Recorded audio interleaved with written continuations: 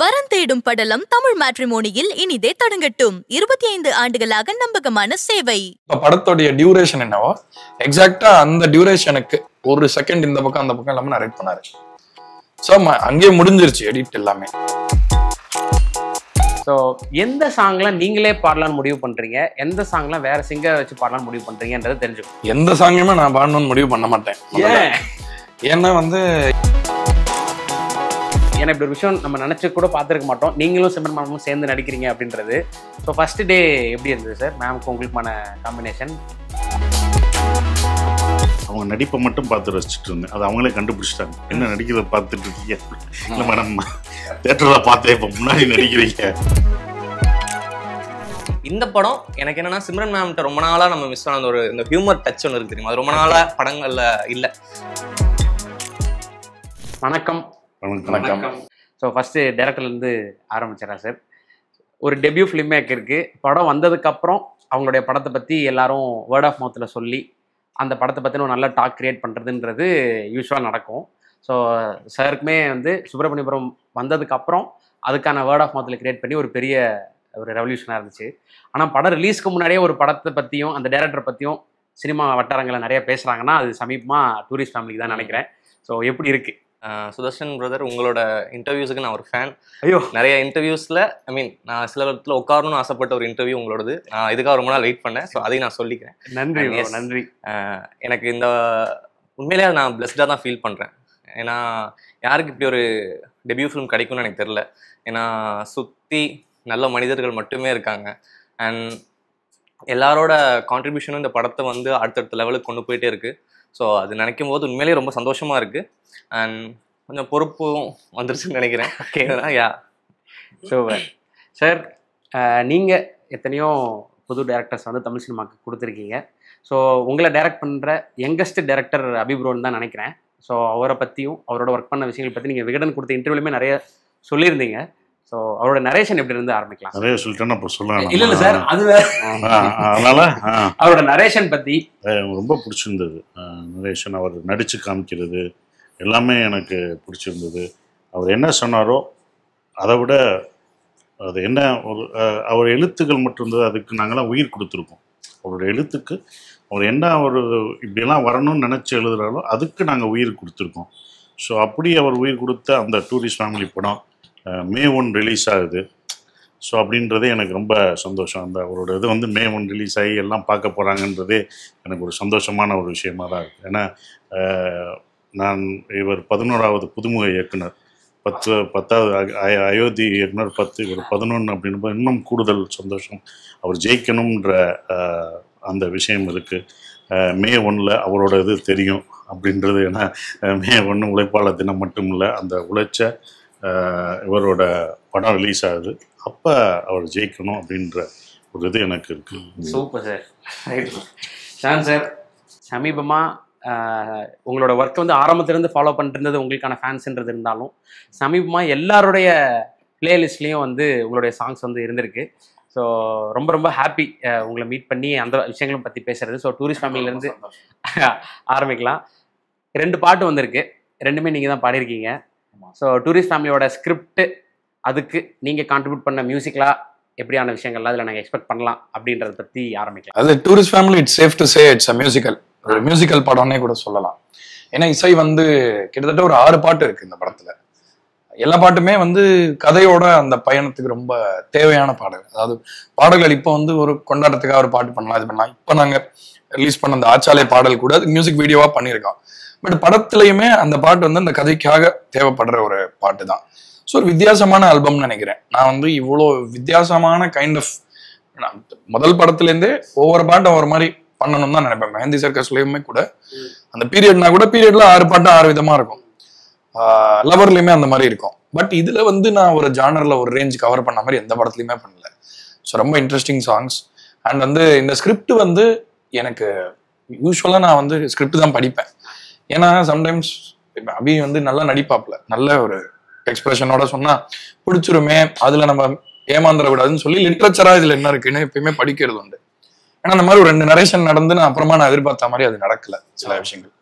So அதனால ஏன்னா இப்ப மியூசிக்ன்றது நம்ம ஏதோ ஒரு படம் வந்ததே இல்லைன்னு பண்ணாம நம்ம இன்டெகிரலா அது ஒரு கதை சொல்ற ஒரு கருவியாகவும் இருக்கணும் ஆர்ஆர்னு பார்க்கும்போது. ஸோ அதனால அது பண்ணுவேன். பட் இந்த படத்துக்கு வந்து இந்த படத்தோட கிரியேட்டிவ் ப்ரொடியூசர் விஜய் என்னோட மேனேஜர் சொன்னோம், இல்லை இதுக்கு மட்டும் நீங்க நரேஷன் கேளுங்களேன், அப்பதான் உங்களுக்கு இதோட ஃபீல் புரியும் அப்படின்னு சொல்லி இப்ப படத்தோடைய டியூரேஷன் என்னவோ எக்ஸாக்டா அந்த டியூரேஷனுக்கு ஒரு செகண்ட் இந்த பக்கம் அந்த பக்கம் எல்லாமே நரேட் பண்ணாரு. ஸோ அங்கேயே முடிஞ்சிருச்சு எடிட் எல்லாமே. ஸோ அவ்வளோ ஒரு தெளிவு, ஒரு நேர்த்தி, ஒரு கதை என்ன நம்ம சொல்ல போறோம், எது நம்ம சொல்ல வேண்டாம். ஏன்னா சம்டைம்ஸ் ஃபர்ஸ்ட் டைம் படம் எடுக்கிறவங்களுக்கு இதுவும் பண்ணலாமா அதுவும் பண்ணலாமா, ஃபர்ஸ்ட் படம் அப்படி இப்படின்னு ப்ரெஷர்லாம், ஒரு ப்ரெஷரும் கிடையாது. ரொம்ப கூலா ஃபர்ஸ்ட் படத்தை எவ்வளோ கூலா ஹேண்டில் பண்ணமோ அந்த ஒரு கூல் இருந்தது. ஸோ அதனால என்னாலையுமே கான்ட்ரிபியூட் பண்றதுக்கு எனக்கு ஸ்பேஸ் இருந்தது, சுதந்திரம் இருந்தது. நம்ம 2 விஷயம் சொல்றோம்னா, நம்ம ஃபர்ஸ்ட் படம் பண்றோம், இவங்க இத்தனை படம் பண்ணியிருக்காங்க, என்ன இவங்க சொல்ற நம்ம கேட்கறது அப்படின்லாம் சம்டைம்ஸ் இருக்கலாம்.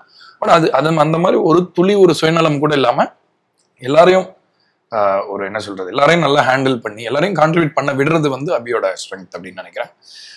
இந்த படத்துக்கு அப்புறம் அகைன் நான் தமிழரசனுக்கும் இப்படிதான் சொன்னேன், ஞாபகம் இருக்கும்னு நினைக்கிறேன் உங்களுக்கு. இந்த படத்துக்கு அப்புறம் அவர் எல்லாரும் தேடுவாங்கன்னு சொன்னேன்ல லப்பர் பந்துக்கு, அதை வந்து கண்டிப்பா இந்த இடத்துல சொல்றேன், இவரை கண்டிப்பா இந்த இண்டஸ்ட்ரியை தேட போகுது இந்த படத்துக்கு அப்புறம் அப்படின்றத சொல்லிக்கிறேன். ஸோ எந்த சாங்லாம் நீங்களே பாடலான்னு முடிவு பண்றீங்க, எந்த சாங்லாம் வேற சிங்கர் வச்சு பாடலான்னு முடிவு பண்றீங்கன்றது தெரிஞ்சுக்கணும். எந்த சாங்குமே நான் பாடணும்னு முடிவு பண்ண மாட்டேன். ஏன்னா வந்து என்ன அதாவது ஒரு கம்போசரா வந்து நம்மளுக்கு ஒண்ணு இருக்கும்ல, ஒரு ஆசை இவங்க எல்லாம் பாடணும். இப்படி ஃபார் எக்ஸாம்பிள் இந்த படத்துல வந்து ஒரு ஸ்பெஷல் என்னன்னா, இன்ஃபேக்ட் இந்த படத்துல இப்படி ஒரு முடிவு எடுத்தேன். ஏன்னா பொதுவா வந்து நம்ம ட்ராக் பாடும்பொழுது ஒரு செட் ஆயிடும். இந்த படத்துல அபிகே அந்த ஒரு பாட்டுல வந்து நம்ம ட்ராக் பாடி ஒண்ணு தரோம், முதல்ல கேட்கிற அந்த ஒரு பியூரான ஒரு இன்னசென்ட்டா ஒரு வெர்ஷன் வரும்ல, அப்புறம் நம்ம கண்ணு மூக்குக்காக தான் சேர்க்கிறோம். பட் அதை கேட்டுட்டாங்கன்னா சம்டைம்ஸ் இதுவே நல்லா தானே இருக்கு, இது எதுக்கு மாத்தணும்ன்ற ஒரு இது இருக்கும். எனக்குமே ரெக்வஸ்ட் பண்ணும்போது மாற்ற முடியாம தான் நிறைய பாடல்கள் நான் பாடுற மாதிரி. இப்போ முகைமழையுமே வந்து நான் ஒரு சிங்கர் வச்சு ட்ரை பண்ணேன். பட் வந்து அகைன் நம்ம பாடின வேர்ஷனை வந்து அதை தாண்டி இது பண்ண முடியல, எடிட்லயுமே வச்சு பார்த்ததுனால சரி ஓகே நம்மளே பாடலாம். ஆச்சலை நான் பாடணுன்னே முடிவு பண்ணிட்டேன் முதல்ல, என்ன நம்ம பாடுறதான் சரியா இருக்கும் கன்சிடர்லாம் பண்ணோம். பட் எனக்கு இந்த படத்துல ரொம்ப நான் மகிழ்ச்சியா சொல்லக்கூடிய விஷயம் என்னன்னா, SP Charan sir, Yuvan sir and Vijay Sudhas 3 பேருமே வந்து பாடல்கள் பாடியிருக்காங்க. அதாவது கண்டிப்பா நீங்க இவங்க பாடியெல்லாம் கேட்டிருப்பீங்க, பட் ரொம்ப ஸ்பெஷல் கொலாபரேஷனா இருக்கும். இதுல அவங்க பாடின ஒவ்வொரு பாட்டும் கண்டிப்பா ஒரு ஸ்பெஷலா இருக்கும். அவங்களோட அட்லீஸ்ட் அவங்க பாடி நீங்க கேட்டதுலேயே ரொம்ப ஸ்பெஷல் சாங்ஸா இருக்கும். 3 பேருக்குமே நான் தனிப்பட்ட முறையில ரொம்ப ஃபேனு. ஆக்சுவலா எஸ்பி சரண் சார் வந்து நான் ஸ்டார்ட் பண்ண டைம்ல இருந்து, நான் பேண்ட்ல வாசிச்சுட்டு இருந்த டைம்ல இருந்தே ஃபுல்லா எனக்கு பயங்கரமா எல்லார்ட்டையும் போய் நம்ம பேரை பயங்கரமா சொல்லி, இப்போ ஒருத்தன் வந்திருக்கான் பயங்கரம் கிட்டார் வாசிச்சுட்டே பாடுறான் அப்படிலாம் நிறைய சொல்லுவாரு. அவர் மூலமா ஆக்சுவலா வெங்கட் பிரபு சாரை வந்து பரிச்சயமாச்சு. அதே மாதிரி விஜய் சுதாஸ் பிரதர் வந்து எனக்கு இதுக்கு முன்னாடி ஒரு பாட்டு பாடியிருக்காரு, லவ் பல்லாதுன்ற பாட்டு மெஹந்தி சர்க்கஸ்ல, அதுக்கப்புறம் இப்பதான் பாடுறாரு. அண்ட் அஃப்கோர்ஸ் யுவன் ஒரு பாட்டு பாடியிருக்காரு. நான் இன்ஃபேக்ட் குட் நைட்ல இருந்து நான் ட்ரை பண்றேன் பாட வைக்கிறதுக்கு. என்னன்னா அவருக்கும் டைம் இதுவாகாம நம்மளுக்கும் டெட்லைன்ஸ் அப்படி இப்படி போயிட்டு இருந்தது. பட் இந்த படத்துல நான் இந்த பாட்டு அமைச்ச உடனே அவர் மெசேஜ் பண்ணாரு, ப்ரோ பாட்டு சூப்பரா இருக்கு, ரொம்ப சந்தோஷமா இருக்கு இந்த பாட்டு பாடுறதுக்குன்னு சொல்லி. உங்களுக்கு தெரியும் அந்த பாட்டை நீங்க கேட்கும்போது அவர் எவ்வளவு பிடிச்சு எவ்வளவு சந்தோஷமா பாடியிருக்காருங்கிறது வெளிப்படும். ஸோ வந்து அது வந்து ஒரு பெரிய பிளெஸிங். அவங்க 3 பேருமே வெரி ஸ்பெஷல். ஸோ அவங்களுக்கு ஒரு ஸ்பெஷலான ஒரு பாட்டு பண்ண முடிஞ்சது எனக்கு ஒரு திருப்தியா இருக்கு. ஸோ சார் சசி சார் உள்ள வராங்க அப்படிங்கும்போது உங்களோட ஸ்கிரிப்ட்ல சாரோட கேரக்டர்ல ஏதாவது கொஞ்சம் இம்ப்ரவைசேஷன் நடந்தது? ஏன்னா அது பொதுவாக அப்படி நடக்கும்ல, நம்ம ஒரு மனசுல ஒரு ஸ்கிரிப்ட் ஒரு கேரக்டர் எழுதியிருப்போம், எந்த ஆர்டிஸ்ட் உள்ள வராங்களோ அவங்களுக்கு தகுந்த மாதிரி சில விஷயங்கள்லாம் நம்ம மாற்றுவோம்ல. ஸோ அந்த மாதிரி சாருக்காக நீங்க பண்ண ஒர்க் பத்தி பேசலாம். சாருக்குன்னா நான் வந்து முடிஞ்ச அளவுக்கு நாங்கள் சாரோட கேரக்டரை பிரேக் பண்ண தான் ட்ரை பண்ணோம். முடிஞ்ச அளவுக்கு சாரோட பழைய படங்கள்லேருந்து இந்த ஸ்டைல் வரக்கூடாதுன்றது தான் இது ரொம்ப கான்சியஸாக பண்ணது. இது புதுசாக தெரியணும், சார் இந்த படத்தில் புதுசாக தெரியணும் அப்படின்றதுல வந்து ரொம்ப கான்சியஸாக இருந்தோம். அண்ட் அதை நாங்கள் அச்சீவ் பண்ணிட்டோம்னு நம்புகிறேன். அண்ட் சில இடங்கள் வந்துட்டும் நம்ம ஒரு நாஸ்டாலஜிக் ஃபீல்ல சில விஷயங்கள் மட்டும் அதை கொஞ்சம் பண்ணியிருக்கோம். சில விஷயங்கள் அது படத்துல நீங்க பார்க்கும்போது உங்களுக்கு மே 1 பார்க்கும்போது உங்களுக்கு தெரியும். ஸோ அது அந்த மாதிரி விஷயங்கள்லாம் இருக்கு. சார் இப்போ உங்களை கம்ப்ளீட்டா வேற ஒரு டிரான்ஸ்ஃபர்மேஷன் பண்ணணும்ன்றதான் அவர் ஒர்க் பண்ணியிருக்காருன்னு சொன்னாரு. அவருக்கு அது சாட்டிஸ்ஃபைட் ஆயிடுச்சு. உங்களுக்கு அந்த வித்தியாசம் தெரிஞ்சதா? எங்களுக்கு தெரிஞ்சது, உங்களுக்கு தெரிஞ்சதா? இப்போ படம் பார்க்கும்போது தெரிஞ்சது. அவர் கதை சொல்லும்போது எனக்கு நான் நோட் பண்ணது தான், அவர் நடிச்சு காமிச்சு கதை நடிச்சுட்டே அதை சொல்லுவார். அந்த டைலாக் அப்பயே தோணுச்சு, இது இவர் பண்ணுற மாதிரி தான் நம்ம பண்ணணும். அப்போ ஸ்பாட்லேயே நான் அதை தான் பண்ணேன். நான் ஒன்று பண்ணுவேன், அது என்னோட இது தான் வரும். என்னென்னா நமக்கு ஒரு பாட்டில் நம்ம என்ன பேசுவோம் தான் வரும். அப்போ அந்த டைரக்டர் என்ன பேசினாரோ அது சொன்னால், அப்போ அபி இது என்ன பண்ணாது இன்னொரு தடவை சொல்லிக்காமல் அப்போ சொல்லுவார், அதை அப்படியே இமிட்டேட் பண்ணேன். ஸோ அதை இமிட்டேட் பண்ணேன். ஸோ அது வந்து அது நீங்கள் படம் பார்க்கும்போது நான் சொல்கிறத விட அது தெரியும். கண்டிப்பாக நம்ம சொல்ல முடியாது. அது கண்டிப்பாக நீங்கள் பார்க்கும்போது அது தெரியும். ஒரு நிறைய விஷயங்களில் ஒரு ஒரு பெரிய சீன், லென்த்து சீன், தண்ணி அடிச்சுட்டு வர மாதிரி ஒரு சீன் இருக்கும். அந்த இதுலேயும் அப்படி தான். அதுலேயும் அவர் சொன்ன மாதிரி தான் சில விஷயங்களில் அந்த கை மூமெண்ட் வரைக்கும் அவன் பண்ணால் நான் பார்த்துட்டு அது எப்படி இருக்குது அப்படின்னு சொல்லி கேட்டு அதுவும் பண்ண ஒரு விஷயம். இதெல்லாம் நீங்கள் பார்க்கணும்னா May 1 தேட்டரில் வந்து பார்த்தீங்கன்னா கண்டிப்பாக உங்களுக்கு அதை நான் சொன்ன விஷயங்கள்லாம் உங்களுக்கு புரியும். அதுதான் ஒன்று. ஓகே சார், சிம்ரன் மேம் பற்றி பேசணும். நீங்கள் சொன்ன மாதிரி சிம்ரன் எனக்கு ஜோடி அப்படின்றது எனக்கே ஆச்சரியம் தான் சொல்லியிருந்தீங்க. ஸோ உங்களுக்கு ஏன்னா இப்படி ஒரு விஷயம் நம்ம நினச்சி கூட பார்த்துருக்க மாட்டோம். நீங்களும் சிம்ரன் மேமும் சேர்ந்து நடிக்கிறீங்க அப்படின்றது. ஸோ ஃபஸ்ட்டு டே எப்படி இருந்தது சார் மேமுக்கு உங்களுக்குமான காம்பினேஷன்? ஃபஸ்ட் டே வந்து அவங்க என்னோட ஒரு ஷார்ட்டு இது பண்ணும்போது அவங்க நடித்தாங்க. நான் வந்து அதை பார்த்து அவங்க நடிப்பை மட்டும் பார்த்து ரசிச்சுட்டு இருந்தேன். அது அவங்களே கண்டுபிடிச்சிட்டாங்க. என்ன நடிக்கிறத பார்த்துட்டு இருக்கீங்க, இல்லை மேடம் தேட்டரில் பார்த்தேன் இப்போ முன்னாடி நடிக்கிறீங்க. அவங்க அதை கண்டுபிடிச்சிட்டாங்க. அவங்க கரெக்டாக பிடிச்சிட்டாங்க. அவங்க நான் அப்படியே பார்த்துட்டு இருந்தேன். ஏன்னா நீங்கள் நான் நடிக்கிறதே பார்த்துட்டு இருக்கீங்க கேட்டாங்க. இல்லை மேடம் தேட்டரில் நான் பார்த்தேன், ரொம்ப நாள் ஆச்சு, அதை இப்போ நான் பார்க்குறேன். சரி நம்ம அவங்க பார்த்துக்குவோம் அப்படின்னு பார்த்தேன் மேடம் அப்படின்னு சொல்லி நான் சொன்னேன். ஸோ அந்த ஃபர்ஸ்ட் ஷாட் எடுக்கும்போது அது நாங்கள் ட்ரெய்லர் ஷாட்டுக்கு எடுத்தது. அவங்க வந்து ஃபஸ்ட்டு ஷாட் வருவாங்க, கிளாக் எங்கே இருக்குன்னு கேட்பேன். அந்த சீன் அது இருக்கும்போது அவங்களுக்கு தான் க்ளோஸ். நான் சஜஷன் தான், அப்போ என் முகம் தெரியாதுல்ல. நான் அதனால் அப்படி பார்த்து இது பண்ணி அவங்க பிடிச்சிட்டாங்க கரெக்டாக. ஏன்னா நீங்கள் டைரக்டராக பார்த்துக்கிட்டே இருக்கீங்க. ஆமாம் வாட்சிங் அப்படின்னு சொன்னேன் நான் அந்த ஃபஸ்ட் ஷாட்.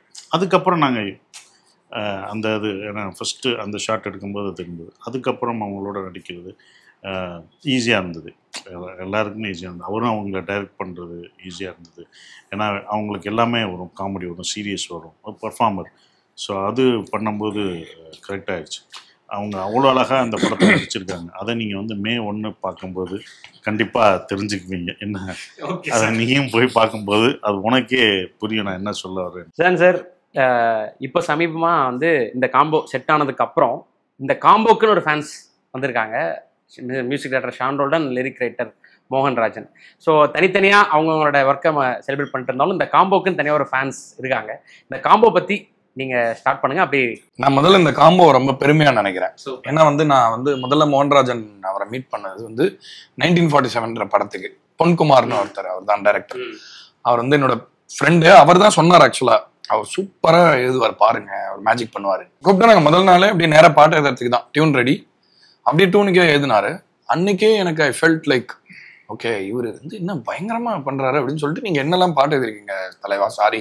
ஏன்னா அவர் முகம் தெரியவே தெரியாது, அவர் வெளியே வந்ததே கிடையாது. அப்புறம் அவர் எழுதின பாட்டுலாம் சொல்றாரு, எனக்கு அப்படியே ஒரு மாதிரி பயங்கர ஷாக் ஆகுது. எல்லாமே ரொம்ப நல்ல வரிகள் இருக்கிற பாட்டு, எல்லாமே நம்ம கேட்டு என்ஜாய் பண்ண வரிகள். அதுக்கப்புறமா அந்த படம் முடிச்சதுக்கு அப்புறமா அவரை மீட் பண்ணி பேசும்பொழுது அந்த ஆடியோ லான்ச்லேயே பேசினேன். சொன்னேன் இந்த மாதிரி இன்னொரு படம் வந்தா எல்லா பாட்டுமே நீங்க எழுதுற மாதிரி நம்ம பண்ணுவோம், உங்க பேரு உங்க முகம் நல்லா ரெஜிஸ்டர் ஆகணும் ஆடியன்ஸ் கிட்ட, நம்ம வந்து இதுக்காக வேலை செய்வோம்னு சொல்லி. அண்ட் யுவராஜ் ஆல்சோ, இந்த படத்தோட தயாரிப்பாளர் யுவராஜுமே வந்து மோகன்ராஜன் சாரோட ரொம்ப ஃப்ரெண்டு. ஸோ கிட்டத்தட்ட எங்களுக்கு ஒரு மாதிரி ஒரு ட்ரீம் காம்பினேஷன் மாதிரி ஆயிடுச்சு. ஸோ அவரும் இவரை தான் விரும்பினாரு, இவரை தான் சொல்றதா இருந்தாரு என்கிட்ட. நான் வந்து டைரக்டர் விநாயகிட்ட வந்து மோகன்ராஜன் எழுதுவாரு, அவரே எல்லா பாட்டும் எழுதிட்டோம் அப்படின்னு சொல்றேன். கரெக்டா it was a fit. So அங்கேயே எனக்கு ஏதோ ஒன்று ஓகே கரெக்ட். ஆனா டிராவல் பண்ண சில்மக்கா பாட்டு தெரியும், என்ன அற்புதமான வரிகள். நான் வந்து கொடுத்து வச்சிருக்கேன்னு சொல்றேன் அந்த மாதிரி ஒரு தமிழ். ஏன்னா எனக்கு தமிழ் ரொம்ப நான் ரசிப்பேன். ஒரு நல்ல கருத்துள்ள அழகான தமிழ் பாடல் இருக்குல்ல, அது மாதிரி உங்களுக்கு எதுவும் தேவை கிடையாது ஆக்சுவலா. அது வந்து நீங்க என்ஜாய் பண்ண தெரிஞ்சுக்கிட்டீங்கன்னா, ஏன்னா ஒரு தமிழை நல்லா ரசிக்க ஆரம்பிச்சிட்டிங்கன்னா உங்களுக்கு வேற எதுவுமே தேவைப்படாது. ஸோ எனக்கு வந்து கிட்டத்தட்ட என்னோட ஹையே அதுதான். ஸோ அதனால அவரோட உட்காந்து ஒர்க் பண்ணும்போது எனக்கு ஒவ்வொரு பாட்டுலையும் இருக்கும். முகைமழை பாட்டுல, இந்த படத்துல முகைமழைன்னு ஒரு வார்த்தை சொன்னார். நான் வந்து எனக்கு கேட்டால் அப்படியே மியூசிக்கலாக இருந்தேன். ஏன்னா இப்போ வார்த்தை சம்டைம்ஸ் நம்ம கேட்கும் போது அர்த்தத்துக்காக கேட்குறோம். சிலமே நீங்க பாருங்க, சில பாட்டை ரொம்ப நீங்க என்ஜாய் பண்ணி முணுமுணுத்திட்டு இருப்பீங்க அர்த்தமே புரியாம. அப்படின்னு இந்த வார்த்தையிலும் இசை இருக்குல்ல. ஸோ ஒரு மாதிரி ஒரு மியூசிக்கலான ஒரு மொழி அவரோடது. ஸோ அதுவும் நம்மளதும் பயங்கரமா செட் ஆயிடுச்சு. அந்த பயணம் தொடருது, இன்னும் தொடரும். அவரோட நிறைய படங்கள், அதான் சொன்னேன், இப்போ ஒரு பாட்டு 2 பாட்டுனா ஓகே, பட் ஆனால் மொத்த பாடல்களும் அவர் தொடர்ந்து எழுதணும் அப்படின்றது என்னோட ஆசை. ஏன்னா வைரமுத்து சாரோட ஒரு புக்ல படித்தேன், அவர்கிட்ட ஒருத்தர் கேட்டிருப்பாரு, ஏன் வந்து ஒவ்வொரு பாட்டு ஒருத்தர் எழுதக்கூடாதா அப்படின்னா அவர் சொல்லுவார், இல்ல அப்புறம் அந்த அந்த எழுத்தாளரே சொல்லணும் நான் தான் இந்த பாட்டை எழுதியிருக்கேன்னு சொல்ற அந்த அந்த ஒரு அவலநிலை வேண்டாம்னு சொல்லினா எல்லா பாட்டும் ஒரு எழுத்தாளர் எழுதட்டுமே. இன்னும் படத்தோட ஒரு டிராவல் இருக்கு. இப்போ அபிக்கு தெரியும், அவர் எல்லா பாட்டும் எழுதுனதுனால படத்துல ஒரு அங்கமா இருந்து இப்ப படம் வந்து எடிட் பண்ணி முடிச்சு நாங்க ஃபர்ஸ்ட் பார்த்தோம், சேர்ந்துதான் பார்த்தோம். நாங்க நிறைய டிஸ்கஸ் பண்ணிட்டோம், பாட்டு இப்படி பண்ணலாம் அப்படி பண்ணலான்ட்டு. அப்ப முகைமழை நம்ம பண்ணிருக்கல, முகைமழைன்ற பாட்டு இல்ல, அதான் படம் பார்த்துட்டு பண்ண பாட்டு தான். ஸோ அந்த மாதிரி ஒரு எழுத்தாளர் ஒரு படம் ஃபுல்லா டிராவல் பண்றது ஒரு பிளஸ்.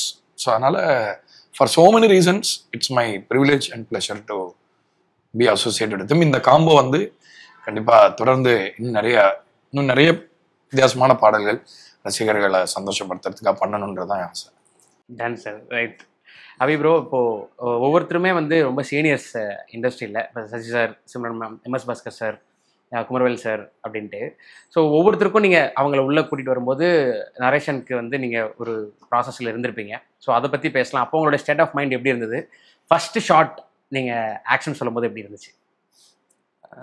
ஆக்சுவலி அந்த ஒரு ஃபர்ஸ்ட் இவங்க எல்லார்ட்டையும் நரேஷன் பண்ணும்போது எனக்கு பயங்கர மோட்டிவேஷனாக தான் இருந்துச்சு. ஏன்னா மோட்டிவேஷனாக இருந்துச்சு. ஆமாம், ஏன்னா நான் இந்த ஒரு சான்ஸுக்கு தான் நான் வெயிட் பண்ணிட்டு இருந்தேன் அவ்வளோ நாளாவே. எனக்கு ஒரு நரேஷன் எனக்கு கிடைக்கணும். அந்த ஒரு நரேஷன்றது வந்து இப்போ சொல்கிறதுக்கு ஈஸியாக இருக்கும், பட் அது கிடைக்கிறது ரொம்ப கஷ்டம். எல்லாரையும் ஃபாலோ பண்ணி அவங்க ஒரு ஆர்டிஸ்ட்டை மீட் பண்ணி உட்காரோன்றது வந்து சீரியஸாக அது ரொம்ப நிறைய எல்லாருக்கும் தெரியும், ஆஸ்பைரிங் ஃபில்ம் மேக்கர்ஸ் எல்லாருக்குமே தெரியும். ஸோ அந்த ஒரு பாயிண்ட் எனக்கு வரும்போது நான் உண்மையில அது காத்திருந்தேன். ஓகே, ஏன்னா நம்மகிட்ட இருக்கிற ஒரு விஷயத்தை ரெக்கக்னைஸ் பண்ண மாட்டாங்களான்ற ஒரு ஏக்கம் ஒன்று இருக்கும். அப்போது நான் சசிசார்ட்ட சொல்கிறேன், சசிசார் ஓகே சொல்கிறாரு. எனக்கு அங்கேருந்து அப்படியே அது அடுத்தடுத்த லேயருக்கு போயிட்டே இருக்குது. ஷான்சார்ட்ட சொல்கிறேன், ஷான்சார் சூப்பர் அது இதுன்றாரு. அப்போ ஓகே சூப்பர்னு சொல்லிட்டு போவோம். பட் ஷூட்டிங் ஸ்பாட் போகும்போது அது கம்ப்ளீட்டாக வேறு. அப்போ ஒரு பயம் வந்துருச்சு எனக்கு. அங்கெல்லாம் இல்லாத ஒரு பயம் தான் ஷூட்டிங் ஸ்பாட்டில் வந்துச்சு. ஏன்னா அந்த ஃபர்ஸ்ட் டே நம்ம வந்து ஆக்ஷன் கட் சொல்ல போகிறோம். அது ரொம்ப ஸ்பெஷலான ஒரு மொமெண்ட் தான். நான் சின்ன வயசுலேருந்து அந்த ஒரு பாயிண்ட் இந்த ஒரு நாளுக்காக தான் நான் வெயிட் பண்ணிட்டு இருக்கேன்ற ஒரு மேட்டர் இருக்கு இல்லையா, அது வந்து என் அசிஸ்டன்ஸ் டைரக்டர்ஸ் அவங்களுக்குலாம் தெரியுமே. அது ரொம்ப எமோஷ்னலாகவே இருந்துச்சு எனக்கு அது. ஸோ நான் அன்னைக்கு சொல்கிறேன், அது சொன்ன உடனே அது எனக்கு தெரியல, நான் அப்போ ஒரு பாயிண்ட்ல அப்படியே ஜோன் அவுட் ஆகிட்டேன். அங்கே ஷார்ட் போகுது, நான் கொஞ்ச நேரம் கழிச்சு தான் திரும்ப அதை பார்க்குறேன். ஐ மீன் ஓகே சார் ஒன் மோர் போயிடலாம் சார், எதுக்கு சொன்னதுன்னு தெரியல, நான் அதை பார்க்கவும் இல்லை. அதுக்கு அடுத்தது இன்னொன்று போனேன். ஸோ அது வந்து மறக்க முடியாத ஒரு டைம் தான். சூப்பர். ஏன்னா உங்களோட இன்ஸ்டா போஸ்ட் ஒன்று போட்டிருந்தீங்க படத்தோட ப்ரமோஷன் சமயத்தில். சிம்ரன் மேம் வந்து அவங்க ஸ்கூலுக்கு ஜட்ஜாக கெஸ்டாக வந்திருக்கும் போது ஸ்டேஜில் பர்ஃபார்ம் பண்ணியிருக்காரு. இன்னைக்கு சிம்ரன் மேம் டைரக்ட் பண்ணியிருக்காங்க. ஸோ ஒரு நாஸ்டாலஜிக் மொமெண்ட் இருக்கும். ஸோ அதே மாதிரி சாரோட படங்களுக்குமே வந்து ஒரு நாஸ்டாலஜிக்கான சில விஷயங்களும் வச்சிருக்கேன்றீங்க. So Sasi sir and Simran ma'am இவங்க ரெண்டு பேருக்குமான படங்களில் உங்களுக்கு மோஸ்ட் ஃபேவரட்ன்றது என்ன? ஸோ என்ன நாங்கள் இதில் எக்ஸ்பெக்ட் பண்ணலாம்? எனக்கு ஆப்வியஸாக சசி சாரோட படத்தில் சுப்பிரமணியபுரம் அண்ட் நாடோடிகள், சுந்தரபாண்டியன், இது மூணுமே வந்து என்றைக்குமே கிளாசிக் அது. ஓகே. அண்ட் சிம்ரன் மேமோட இதில் வந்து எனக்கு வந்து கன்னத்தில் முத்தமிட்டால் தான் அது என்றைக்குமே என்னால் அதுதான் பயங்கரமாக ஒரு அவங்க மேலே ஒரு ரெஸ்பெக்ட் வரும். அது அவ்வளோ சூப்பராக பெர்ஃபார்ம் பண்ணியிருப்பாங்க. ஸோ இவங்க எல்லாரோட படத்துலையும் பார்த்து தான் வளர்ந்துருக்கோம். அண்ட் இந்த படம் எனக்கு என்னென்னா சிம்ரன் மேம்கிட்ட ரொம்ப நாளாக நம்ம மிஸ் பண்ண ஒரு இந்த ஹியூமர் டச் ஒன்று இருக்குது தெரியுமா, அது ரொம்ப நாளாக படங்களில் இல்லை. அது நம்ம முன்னாடியே அந்த ஒரு ஏர்லி 2000 அந்த ஒரு டைமில் பார்த்தோம். அண்ட் அதை நாங்கள் இந்த படத்தில் கொண்டு வந்திருக்கிறது வந்து எனக்கு ரொம்ப சந்தோஷம். இன்னொன்று சிம்ரன் மேம்கிட்ட நமக்கு ரொம்ப என்ஜாய் பண்ணுற சில விஷயங்கள் இருக்குல்ல, சர்ப்ரைஸ் எலமெண்ட்ஸ் வந்து இந்த படத்துலலாம் கொஞ்சம் நிறைய இருக்குது. ஸோ அதெல்லாம் அகைன் May 1 படத்தில் பார்த்தீங்கன்னா உங்களுக்கு அந்த சர்ப்ரைஸ் எல்லாமே ரிவீல் ஆகும். Okay, super. ஸோ 3 பேருக்குமான கேள்வி. இன்னைக்கு வந்து தமிழ் சினிமாவில் ஒரு முக்கியமான ப்ரொடக்ஷன் ஹவுஸாக $1 million இருக்காங்க. ஸோ நிறைய டெபியூ ஃபிலிம் மேக்கர்ஸ்க்கு தான் அவங்களுக்கு ஃபர்ஸ்ட் ப்ரிஃபரன்ஸ் கொடுக்குறாங்கன்றது அவங்களோட ப்ராஜெக்ட்ஸ் எல்லாம் பார்த்தா புரியுது. ஸோ அந்த வகையில் நீங்களும் $1 million நீங்கள் அசோசியேட் பண்ணுற படங்கள் வந்து தனியாக கவனம் பெறுது. அந்த வகையில் நீங்களும் ஸோ நீங்கள் ஃபர்ஸ்ட் டைம் இந்த ப்ரொடக்ஷனோட அசோசியேட் பண்ணுறீங்க. இன்னொன்று நீங்கள் டெபியூ ஃபிலிம் மேக்கர்ஸ்க்கு ஆப்பர்ச்சுனிட்டி கொடுத்த மாதிரி இந்த ப்ரொடக்ஷன் ஹவுஸும் டெபியூ ஃபிலிம் மேக்கர்ஸ் இது பண்ணுறாங்க. அந்த வகையில் நீங்களும் ப்ரொடக்ஷன் பற்றின உங்களுடைய பார்வை பற்றி பேசலாம். ஸோ கண்டிப்பாக எனக்கு வந்து இது யார் பண்ணுவான்னு எனக்கு தெரில, எந்த எக்ஸ்பீரியன்ஸும் இல்லை, நான் வந்து யார்ட்டையும் ஒர்க் பண்ணல, அண்ட் எனக்கு வயசும் கம்மி. ஸோ இந்த டைமில் இவ்வளோ பெரிய கேஸ்டிங்கோட இவ்வளோ பெரிய பட்ஜெட்டில் எனக்கு ஒரு படம் கொடுக்குறது வந்து சாதாரண விஷயம் கிடையாது. இந்த இடத்துல நான் வந்து ப்ரொடியூசர்ஸ் யுவராஜ் அண்ணா அண்ட் மகேஷ் அண்ணா 2 பேருக்கும் நான் வந்து பெரிய தேங்க்ஸ் சொல்கிறேன். எனக்கு ஏன்னா இன்றைக்கி நான் இங்கே உட்காந்துருக்கேன்னா அதுக்கு காரணம் அவங்க தான். அண்ட் இதே இடத்துல வந்து நான் இன்னொருத்தருக்கும் நான் நன்றி சொல்ல நினைக்கிறேன், பாலா அண்ணா. ஸோ அவர் தான் எனக்கு இந்த கதையை கேட்டு அவர் தான் அங்கே கொண்டு போய் என்னை உட்கார வச்சாரு. ஸோ அவருக்கும் நான் இந்த இடத்துல தேங்க்ஸ் சொல்லிக்க விரும்புகிறேன். நான் வந்து நேற்று தான் யுவராஜையும் மகேஷையும் வந்து மீட் பண்ண மாதிரி இருக்கு. குட் நைட்டுக்கு முதல்ல அந்த படம் பண்ணுறேன்னு சொல்லும் போது அதாவது இந்த படத்தோடைய ஸ்கிரிப்ட் படிக்கும் போதே நான் வந்து என்னடா இந்த மாதிரி ஒரு படத்தை இவங்க பண்ணணும்னு சொல்றாங்க. ஏன்னா நான் நிறைய படம் படிச்சிருக்கேன், பண்றேன்னு சொல்லியிருக்கேன், வேணான்னு சொல்லியிருக்கேன். நம்மளுக்கு ஒரு சென்ஸ் இருக்கும்ல, இதெல்லாம் படமா எடுத்து பண்ணுவாங்க. இப்போ இதெல்லாம் ஏன்னா ஒரு இன்செக்யூரான ஒரு வல்னரபிளான கேரக்டருடைய ஜேர்னியை வந்து குட் நைட்ல அதுதான் அந்த கதாபாத்திரத்தோடைய கேரக்டரே தான். அதுல இவ்வளவு கன்விக்ஷனோட இவ்வளவு சூப்பரா எழுதி இப்படி என்னடா இப்படி ஒரு குரூப் அப்படின்னு சொல்லி எனக்கு ஒரு அதுக்கப்புறம் அவங்களோட டிராவல் பண்ணும்போது தான் தெரிஞ்சது அவங்க யார், அவங்க எதுக்காக இதை பண்றாங்க அப்படின்னு. எஸ்பெஷலி யுவராஜ் அவருடைய எஃபர்ட் வந்து, அதாவது ஒரு டைரக்டர் எந்த விதத்திலையும் கஷ்டப்பட்டுறக்கூடாது, ஒரு டைரக்டர் வெற்றி கிடைச்சே ஆகணும். அதே நேரத்தில் இந்த டைரக்டருடைய கிரியேட்டிவ் சென்சிபிலிட்டிஸையும் ரெஸ்பெக்ட் பண்ணணும். இந்த மாதிரி ப்ரொடியூசருக்கு நம்ம ஹெல்ப்ஃபுல்லாக இருக்கும். அதனால தான் ஒவ்வொரு $1 மில்லியன் படம் வரும்பொழுதும் ஐ மேக் ஷுர் என்னோட ஒர்க் வந்து எவ்வளோக்கு எவ்வளோ வியாபாரத்துக்கு ஹெல்ப்ஃபுல்லாக இருக்கோ அதே நேரத்தில் அந்த படத்தையும் காலத்தை தாண்டி நிற்கிற மாதிரி இருக்கணும் அப்படின்ற எஃபர்ட்டை நான் எப்பயுமே போடுறேன். இது வந்து அவங்க சினிமா மேலே பண்ணுற மரியாதைக்கு நான் கொடுக்குற ஒரு கைமாறா நினைக்கிறேன். ஸோ இந்த மாதிரி ப்ரொடியூசர்ஸ் நிறைய பேர் வரணும், வந்தால் தமிழ் சினிமாக்கு நல்லது. Super sir. எனக்கு இதுதான் ஃபர்ஸ்ட் இது. அவங்க $1 மில்லியன் அப்படின்னு சொல்லும் போதே எனக்கு, ஏன்னா அவங்க படங்கள் எல்லாருக்குமே தெரியும். குட் நைட்டும் லவரும் நிச்சயம் நல்ல படங்கள். அவங்க இந்த மாதிரி படங்கள் தான் பண்ணுவாங்க. ஒரு சென்சிபிள் அழகான ஒரு படங்கள் பண்ணுவாங்க. ஒரு ஃபீல் குட் மூவி தான் அவங்க பண்ணுவாங்கன்றது எனக்கு தெரியும். அதனால தான் அந்த உடனே கேட்போம் அப்படின்னு சொல்லி கேட்டேன். அவங்க என்ன எதிர்பார்த்து நான் கேட்டேனோ அது இருந்தது, அந்த இது இருந்தது. ரெண்டாவது யுவராஜ் மகேஷ் அப்படின்போது அந்த 2 பேரோட நட்பு எனக்கு ரொம்ப பிடிச்சிருந்தது. அபி வந்து ரொம்ப லக்கி. ஃபஸ்ட்டு நான் இப்போ சொல்கிறது போதும் இதில் எங்கள் 2 பேரை தாண்டி அவர் தான் ரொம்ப லக்கி. ஒரு முதல் பட இயக்குனருக்கு இப்படி ஒரு ப்ரொடியூசர் கிடைக்கிறது வந்து சாதாரண விஷயம் இல்லை.